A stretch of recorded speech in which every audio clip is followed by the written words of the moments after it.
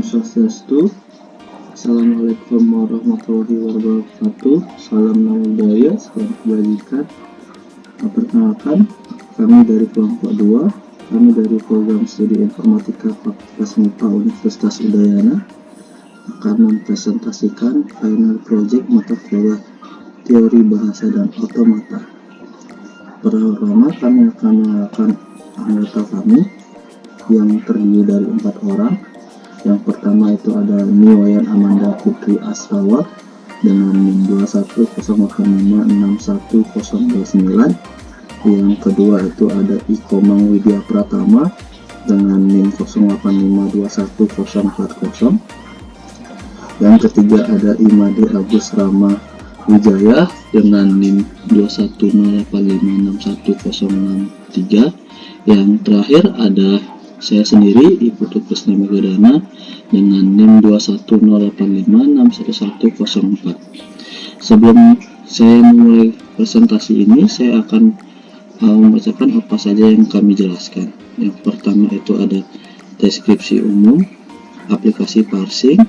Yang kedua ada arsitektur sistem aplikasi. Yang ketiga ada penjelasan coding. Yang keempat ada demo sistem aplikasi. Yang kelima ada penjelasan inovasi. Yang terakhir ada ucapan terima kasih. Baik, saya mulai saja. Untuk yang pertama itu ada deskripsi umum aplikasi. Saya jelaskan di sini aplikasi parsing yang dibangun dalam final project mata kuliah teori bahasa dan otomata adalah sebuah program yang dirancang untuk memproses dan menganalisa data teks dalam bahasa Indonesia. Aplikasi ini menggunakan konsep context-free grammar dan implementasikan dengan algoritma CK tabel filling untuk melakukan pengecekan terhadap sebuah kalimat dalam bahasa Indonesia. Fitur utama dari aplikasi ini adalah kemampuan untuk menentukan apakah sebuah kalimat valid atau tidak sesuai dengan grammar baku bahasa Indonesia. Dengan menggunakan aplikasi ini, kita dapat memvalidasi sintaksis dari teks yang dimasukkan dan memastikan bahwa teks tersebut memenuhi aturan dan standar yang telah ditetapkan untuk bahasa Indonesia. Secara umum, aplikasi parsing ini berguna untuk mengolah data teks dalam bahasa Indonesia dan mempermudah proses analisa teks yang kompleks. Baik, saya lanjutkan untuk di arsitektur sistem aplikasi dan ada bagian arsitektur. Saya lanjutkan langsung ke bab 3. Di sini di bab 3 ada desain aplikasi. Desain aplikasi yang pertama ada mockup aplikasi. Tampilan utama dari aplikasi yang dibuat, di sebelah kiri terdapat rule yang tersedia dan di sebelah kanan ada kolom yang berfungsi untuk menginput string yang kita inginkan. Setelah menginput kalimat dan mengklik tombol cek, maka interface akan berpindah ke frame selanjutnya, yang dimana di sana akan ditemukan set of rule dari kalimat yang diinputkan. Baik, selanjutnya ada bagian hubungan. Di sini ada web PY dan ini ada main PY. Yang utama itu ada di web PY. Ya, nah di sini kita langsung ke beef grammar.py. Di sini set of rule-nya akan masuk ke dalam modul conversion untuk melakukan sebuah konversi dari bentuk CFG ke CNF. Dia akan masuk ke conversion TPY. Setelah dari conversion TPY, hasilnya akan dikonversi, akan disimpan ke dalam modul grammar.py. Di sini akan disimpan, dan setelah disimpan di sini, bagian set of rule yang sudah dikonversi akan masuk ke dalam modul execution dalam menjalankan sebuah proses algoritma CK dalam tabel filling. Setelah masuk ke execution TPY, dan selanjutnya akan, jika hasilnya itu valid, dan akan masuk ke dalam modul display table TPY untuk menambahkan tabel nanti pada web tersebut. Nah, bila kata itu tidak valid juga akan tetap ditampilkan seperti itu. Selanjutnya, di sini ada tampilan utama. tampilan utama yaitu web TPY. Jika hanya melihat segi tampilan utama dari aplikasi berbasis web dipegang secara keseluruhan oleh modul web .py. Pada modul ini akan menampilkan komponen-komponen dalam web, yaitu label judul, save of production yang sudah dikonversi ke dalam bentuk CNF, dan file input kalimat dan button. Selanjutnya ada expert detail. Expert detail adalah sebuah bagian dari web yang dapat memperluas bagian yang sebelumnya tidak ditampilkan. Hal tersebut lebih spesifik pada bagian tampilan dari keseluruhan CNF rules, dimana saat pertama kali membuka aplikasi rules tidak di-expand, yang bertujuan untuk memberikan pilihan kepada user apakah ingin menampilkan atau tidak. Pada bagian ini diambil melalui modul web .py, terutama pada bagian kode with cool one. Dan selanjutnya itu ada pengecekan kalimat. Di sini saat ingin melakukan pengecekan kalimat dengan algoritma CK, pertama melakukan input terlebih dahulu berupa kalimat dengan bahasa Indonesia sesuai dengan rules yang disediakan. Kalimat yang diinput tidak mengandung tanda baca, namun boleh berupa uppercase maupun lowercase. Selanjutnya, pengecekan akan berjalan jika user sudah melakukan input. Input kalimat akan diproses dalam modul execution.py. Namun sebelum itu harus dicek apakah kalimat yang dicek sudah memenuhi persyaratan, seperti kalimat tidak boleh kosong dan kalimat dalam kalimat harus berada dalam grammar. Setelah memasukkan modul execution.py, terdapat fungsi yang akan mengecek kevalidan apakah kalimat algoritma CK, yaitu X dan union, check production, dan is accepted. Ketika kalimat tersebut dinyatakan valid, maka string akan menampilkan label berupa kalimat valid serta tabel CK. Tabel filling akan dibentuk dari modul display table. Berikut adalah source code dari aplikasi yang kami buat. Nah, sebelum menuju ke tampilan dari aplikasi kami, terlebih dahulu kami akan menjelaskan mengenai logik dari aplikasi yang kami buat, terutama pada bagian algoritma CK dan konversi dari CFG menuju ke CNF. Nah, pertama-tama yaitu pada modul devgrammar.py.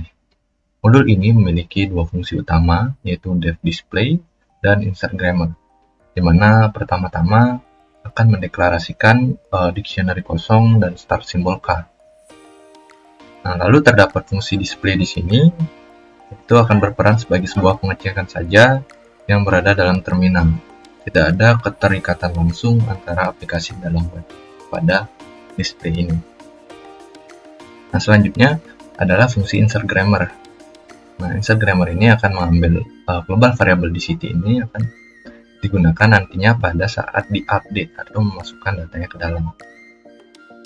Nah, pada fungsi insertGrammar ini CFG yang digunakan adalah keseluruhan set of rule dari semua kelompok dalam bentuk mentah. Nah, mentah yang dimaksud di sini adalah masih terdapat bagian-bagian duplikat pada RHS dari CFG ini. Seperti contohnya pada production P ini masih terdapat 4 VP pada sebelah kanan atau RHS. Oleh karena itu, tujuan dari fungsi ini selain memasukkannya ke dalam DCT yang masih kosong ini, tetapi juga melakukan penghilangan bagian duplikat. Penghilangan tersebut dapat dilakukan pada baris 40. Pertama-tama sisi kanan akan di-split lalu dimasukkan ke dalam sebuah list, lalu list tersebut akan di-set, dimana set ini adalah tipe data koleksi atau collection yang tidak mengizinkan adanya duplikat atau anggota di dalamnya itu harus unik. Selanjutnya, untuk memasukkan ke dalam DCT harus dilakukan pemisahan terlebih dahulu dengan perulangan sebanyak variabel yang dimiliki, yaitu len dari CFG ini. Variabel yang dimaksud seperti K, S, P, O, Pel, Pet, dan seterusnya. Nah, ls file di sini kami umpamakan dengan sisi sebelah kiri dari production, dan rs file di sini kami umpamakan dengan sisi sebelah kanan dari production. Lalu di siti update ini akan memasukkan data-data yang sudah diproses ke dalam siti yang masih kosong dengan metode update. Lalu pada bagian paling bawah itu insert grammar dipanggil. Artinya saat modul ini diimport, otomatis dia akan menjalankan fungsi insert grammar. Lalu di siti yang awalnya kosong, saat dipanggil itu langsung terisi dengan proses dari fungsi insert grammar ini. Nah, selanjutnya yaitu konversi dari CFG ke CNF. Nah, untuk konversi dari CFG ke CNF itu terdapat dalam modul conversion.py, mana pertama-tama akan mengimport DCT dan simbol dari BevGrammar ini, dari modul BevGrammar. Nah, lalu pada baris ketiga 45 itu sebuah deklarasi dan inisiasi, di mana ls yang baru itu akan menjadi A, B, C, D, E, dan seterusnya. Nah, fungsi pertama di sini yaitu fungsi getConversion. GetConversion ini merupakan main proses di mana pemanggilan kedua buah fungsi untuk dilakukan konversi dari CFG menuju CNF. Karena syarat dari algoritma CK ini adalah grammar harus berada dalam bentuk CNF. Nah, di mana terdapat dua fungsi yaitu first step dan second step. Sebenarnya konversi dari CFG menuju ke CNF ini lebih dari dua step ini. Akan tetapi pada kasus ini tidak digunakan. Oleh karena itu, kami meminimalisasinya menjadi dua step yang akan berperan dalam konversi CFG menuju CNF. Setelah berhasil melakukan kedua fungsi ini, artinya fungsi ini sudah dijalankan, maka nantinya akan nilai dari DCT akan dikembalikan ke dalam grammar dalam bentuk CNF. Nah, fungsi berikutnya yaitu first step, mana pada fungsi first step ini akan melakukan pengecekan apakah ada hasil production yang bersifat unit atau independen, maka akan digantikan dengan hasil produksi dari variabel unit tersebut. Hal ini sama dengan konsep dari removal unit production. Nah, itu pada bagian sini, if i in DCTJ, artinya jika i artinya key tersebut atau left side tersebut ada di dalam DCTJ, di mana j ini adalah DCTJ ini bagian dari sisi kanan production. Nah, ketika dia ada dan berada dalam bentuk sebuah unit atau independen, maka akan dihilangkan dan diganti yaitu extend dengan DCTI. Itu menambahkan RHS production dari production I tadi. Selanjutnya yaitu fungsi second step. Nah, proses berikutnya yaitu pengecekan apakah panjang maksimum dari anggota right hand side itu melebihi 2, itu pada max length lebih besar dari 2. Nah, jika true, jika hasil ini true, maka akan terus melakukan perulangan untuk memproses remove non-terminal. Nah, pada fungsi second step ini dipanggil terus remove non-terminal. Ya, apa sih remove non-terminal itu? Apa isi fungsi di dalamnya? Dalam fungsi remove non-terminal ini, itu pertama-tama akan mengecek terlebih dahulu apakah sudah terdapat grammar baru yang menyimpan bagian dari substring tersebut. Itu dicek dengan get subs_index, pemanggilan fungsi get subs_index itu dicek, lalu menyimpannya di dalam variabel idx yang dinotasikan dengan index. Nah, jika belum, artinya indeks tersebut akan -1, karena pada get subindex jika tidak ditemukan akan return -1. Maka membentuk sebuah variabel baru dengan RHS adalah 2 substring. bagian dari hasil production. Jadi LHS check file ini akan mengambil dua bagian paling depan, add file ini akan mengambil dua bagian paling depan dari LST check file. Lalu hasil produksi baru akan ditambahkan dalam variabel new ls dan new ls pada bagian 44 dan 45, itu append var ls dan append add file.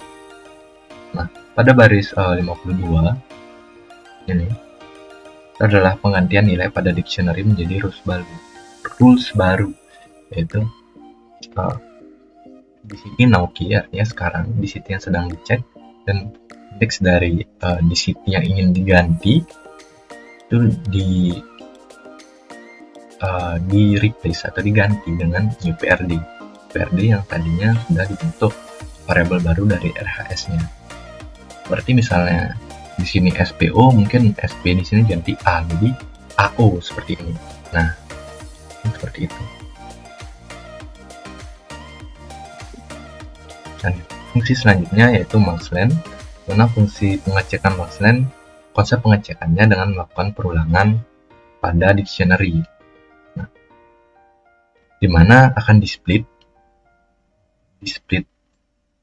menurut spasi, karena contoh misalkan saja SPO akan terdapat spasi pemisah dari S, P, dan O, ini dan ini. Fungsi terakhir pada modul ini yaitu getSourceIndex yang tadi dipanggil, yaitu akan mengembalikan sebuah indeks dari variabel new ls. Nah, di mana indeks tersebut akan menyimpan nilai dari production. Nah, setelah berhasil dari modul conversion, dia akan menuju ke modul grammar terlebih dahulu. Modul grammar ini dia akan meminta konversi dari conversion ini dan disimpan dalam bentuk city. Nah, setelah itu ke dalam fungsi execution. Execution di sini pertama-tama dia akan bercopy dan streamlit. Di sini kami membutuhkan streamlit untuk beberapa penampilan yang diperlukan. Selanjutnya yaitu pada modul pertama, pada fungsi pertama yaitu exec. Fungsi ini bisa dibilang sebagai fungsi utama yang akan melakukan pemrosesan dengan algoritma CYK, di mana perulangan X itu akan berbanyak jumlah kata yang diinput dan dari LST input, dan ketika iterasi pertama dari X pada kondisi if X sama dengan 0, fill table itu akan disimpan di dalamnya, filling table itu akan disimpan di dalamnya, langsung menuju ke dalam fungsi check production. Karena mengapa begitu? Karena proses pada baris paling bawah dari tabel filling tidak memerlukan proses penggabungan atau union. Artinya union ini tidak diperlukan pada kondisi dia saat tabel dibentuk dari paling bawah. Selanjutnya, jika tidak, yaitu else, akan dilakukan perulangan tambahan sebanyak X kali. Mengapa begitu? Karena tiap naik satu tingkat pada tabel filling, akan terdapat proses tambahan sesuai dari rumusnya, yaitu xi, xi plus 1, j. Fraksi xi, i dan xi plus 1, j. Oke, di mana i plus 1 ini akan terus dilakukan hingga berjumlah sama dengan kolom. Seperti itu dari teori konsep dari algoritma CYK. Dan berikutnya, saat dia dipanggil, yaitu fungsi union. Nah, union ini dipanggil, itu adalah sebuah fungsi untuk konkatenasi dua nilai dalam tabel, di mana konkatenasi tersebut akan dipisahkan dengan spasi. Nah, di antara I dan J itu akan dipisahkan dengan sebuah spasi. Ketika terdapat himpunan kosong, maka tidak akan dikonkatenasi. Jadi, if I itu merupakan set kurung-kurung, artinya himpunan kosong, maka akan continue saja. Ya, bagian bawah ini tidak akan dieksekusi. Yang berikutnya itu check production. yaitu bagian ini terdapat for. Key akan melakukan pengulangan sebanyak jumlah kunci dalam dictionary-nya. Kunci tersebut bisa dibilang sebagai LHS atau left hand side-nya.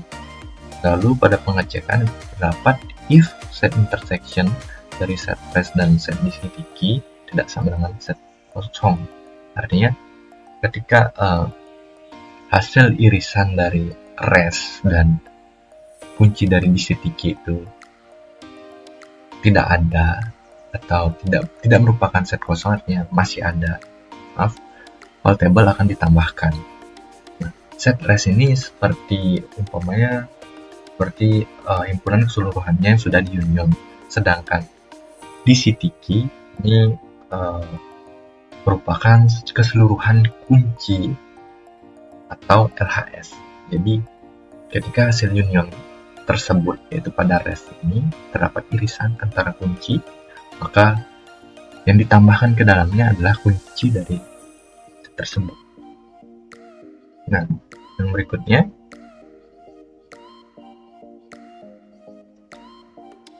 jika file table itu kosong, maka yang dia akan tambahkan ke tabel itu string himpunan kosong. Lalu akan di-return file table ke dalam ini. Nah, yang terakhir is accepted, yaitu finalnya. Jadi if DCT key kurung 0 in fill table 0 dan fill table minus 1, mungkin sedikit rumit. Jadi di dalamnya itu berarti jika terdapat start symbol, artinya DCT keys yang ke 0, artinya start symbol pada fill table puncak, yaitu table index mungkin ke 0,n, n itu len fill table minus 1, maka kalimat tersebut dapat dinyatakan valid. Nah, di sini sebuah tampilan pada aplikasi, yaitu green akan mewarnakan tulisannya menjadi warna hijau, dan underscore di sini membuatnya menjadi bercetak miring. Dan jika tidak, maka kalimat tersebut tidak valid. Makanya hanya saja di sini diubah menjadi red, ya, menyatakan kalimat tersebut tidak valid. Oke, baik, selanjutnya saya akan menjelaskan coding program dari sisi website yang telah dibuat. Nah, di file main ini kita mengimport function run dari modul web yang terdapat pada modul atau folder view. Nah, langsung saja ke modul web. Oke, pertama-tama kita mengimport semua modul yang diperlukan, seperti modul Streamlit, Execution, Grammar, dan juga function print filling table dari modul display table. Oke, pertama-tama kita meminta grammar dari file grammar. Nah, grammar ini berbentuk CFG lalu dikonversi ke JNF dan disimpan dalam bentuk dictionary. Nah, setelah itu ini fungsi untuk mencetak header utama dari aplikasi dari program yang dibuat, yaitu pengecekan kalimat dengan CK algorithm. Nah, di sini ada unsafe allow HTML. Fungsinya adalah, jadi apabila ada kode HTML di sini, maka akan dicetak sesuai dengan HTML-nya. Seperti di sini ada contoh kode HTML.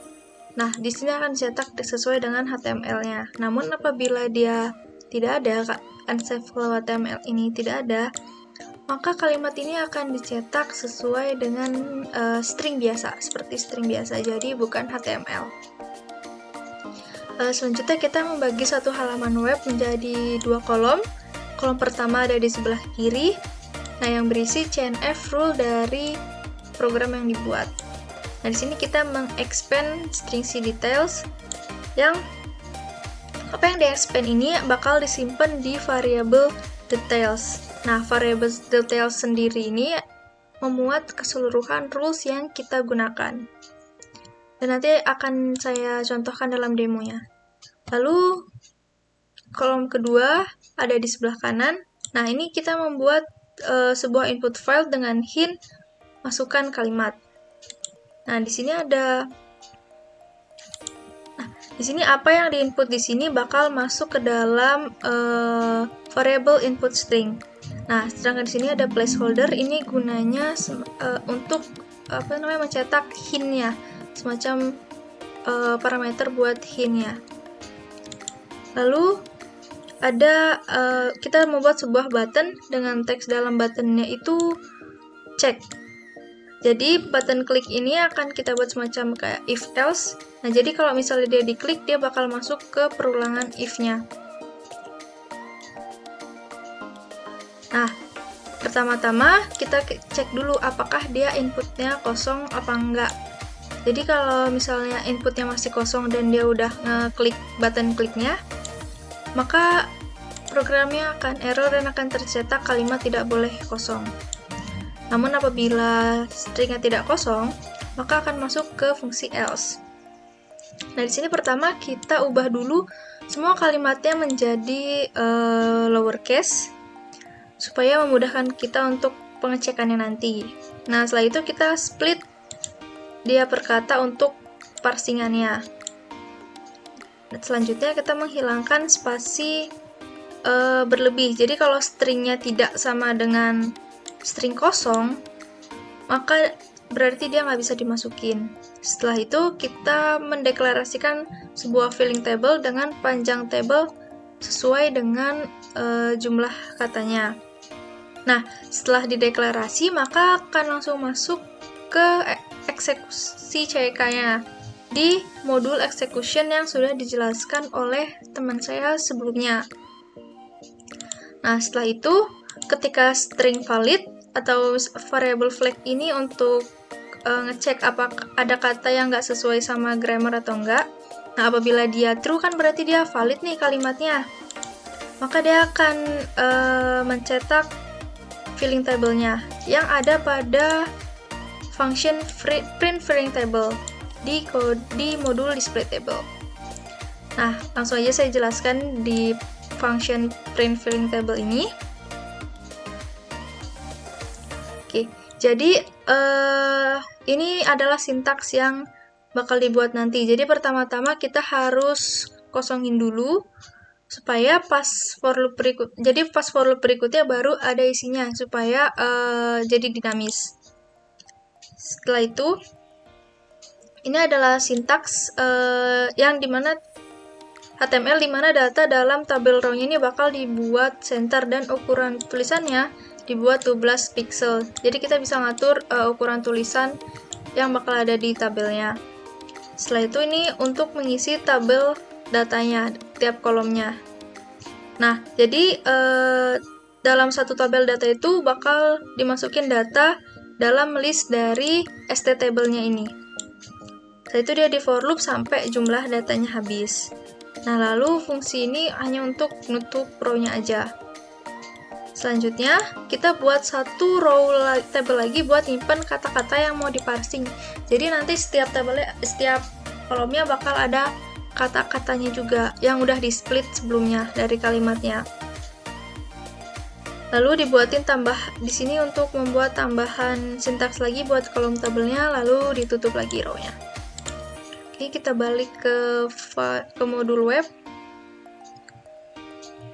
Nah, apabila flagnya ini -1 atau terdapat kata yang tidak sesuai pada rules, maka akan tercetak kata tersebut atau st-table ini jenis katanya tidak ada pada grammar. Jadi tidak ada pada grammar yang telah kita tentukan sebelumnya. Oke. Lalu else yang terakhir adalah apabila stringnya ini setiap katanya sudah sesuai pada rules, akan tetapi dia tidak valid karena misalnya bukan merupakan kalimat dasar, maka dia akan tetap ngeprint filling table-nya. Namun akan ada tulisan bahwa kata tersebut tidak valid. Oke, selanjutnya saya akan mendemokan programnya.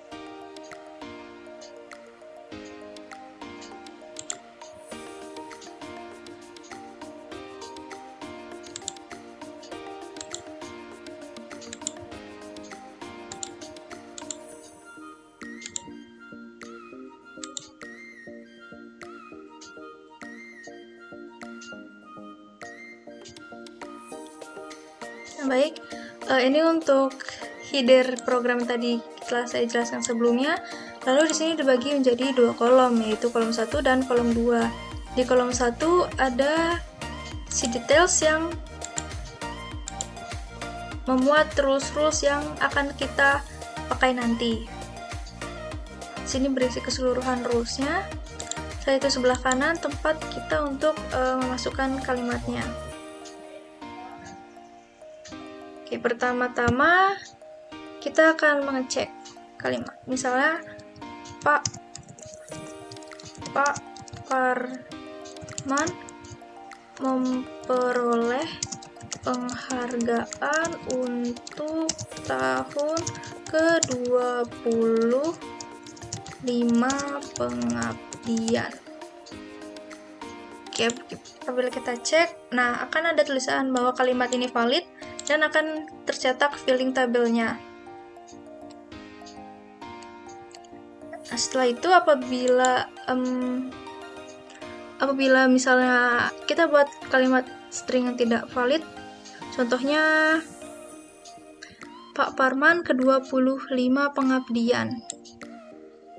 Nah, ini kan bukan kalimat dasar. Lalu apabila kita cek, maka akan tercetak bahwa kalimat ini tidak valid, namun filling tabelnya tetap tercetak. Oke, lalu kita cek untuk kalimat lain. Contohnya segenap anggota TNI sedang menanam pohon mangrove. Kita cek, maka ini akan tercetak kalimat valid. Dan apabila ada huruf besar akan berubah menjadi lowercase untuk memudahkan kita. Oke, namun coba kita cek apabila dia tidak valid. Contohnya segenap anggota TNI pohon mangrove. Nah, maka kalimatnya tidak valid dan tetap tercetak filling tabelnya. Selanjutnya beratus juta pasang mata menonton pertandingan kemarin. Nah, oke, ini misalnya kata juga tidak ada pada grammar kan, maka akan tercetak maaf kata juga tidak ada pada grammar. Jadi kata yang bisa kita cek adalah kata yang telah kita buat sebelumnya di grammar. Ini harusnya juta ya. Nah, kalimat valid dan akan tercetak filling tabelnya. Nah, apabila tidak valid, misalnya pasang mata, kita hilangkan menontonnya. Nah, ini kan bukan kalimat dasar, maka akan tercetak kalimat tidak valid dan filling tabelnya tetap tercetak. Oke, selanjutnya kakak adalah seorang penari saman di sekolahnya. Nah, kalimat valid. Nah, misalnya kita ubah menjadi kakak saman sekolahnya. Ini kan bukan kalimat valid. Nah, kita cek kalimat juga tidak valid dan tetap tercetak filling tabelnya. Oke, lalu kita cek untuk yang terakhir, suasana malam ini sangat mencekam. Nah, kalimat valid apabila kita ubah misalnya suasana malam ini sangat. Nah, ini kan bukan kalimat valid juga karena tidak ada keterangannya. Nah, kalimat tidak valid. Dengan demikian demo dari program ini. Dari sekian kata yang kita coba,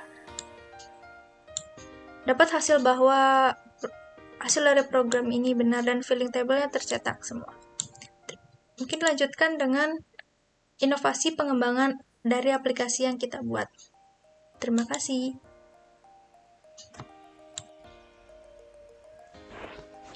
Nah, yang selanjutnya adalah inovasi dari aplikasi yang kami kembangkan. Seperti yang kami tahu, baik, yang selanjutnya adalah inovasi dari aplikasi yang kami kembangkan. Kelompok kami menyadari bahwa aplikasi yang kami kembangkan ini masih jauh dari kata sempurna. Masih banyak kekurangan yang seharusnya bisa kami perbaiki di kedepannya. Nah, oleh karena itu, di sini kami menargetkan pengguna. Yang pertama itu dari kalangan anak muda seperti pelajar, siswa, mahasiswa. Setelah itu ada di kalangan masyarakat umum, pengajar, dan lainnya. Nah, manfaat yang user bisa dapatkan itu diantaranya adalah dimudahkannya dalam mengecek sebuah kalimat. Apakah sebuah kalimat itu valid atau tidak?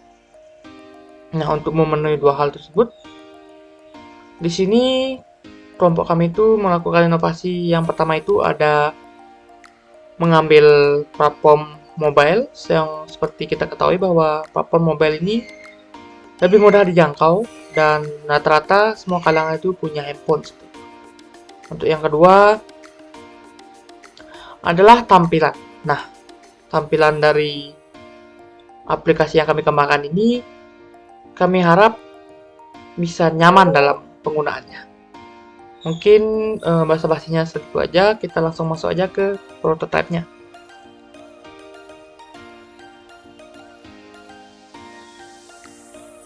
Nah, di sini ada loading screen yang dimana aplikasi kita itu bernama Cemat Cek Kalimat. Di sini kita langsung mulai sekarang dan langsung akan diarahkan ke menu sign in.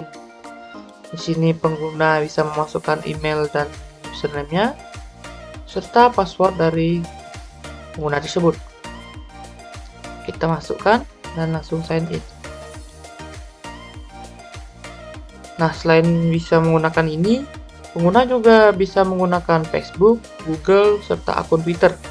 Atau ketika pengguna belum mempunyai akun, bisa membuat akun baru dengan cara mengklik create new one di sini.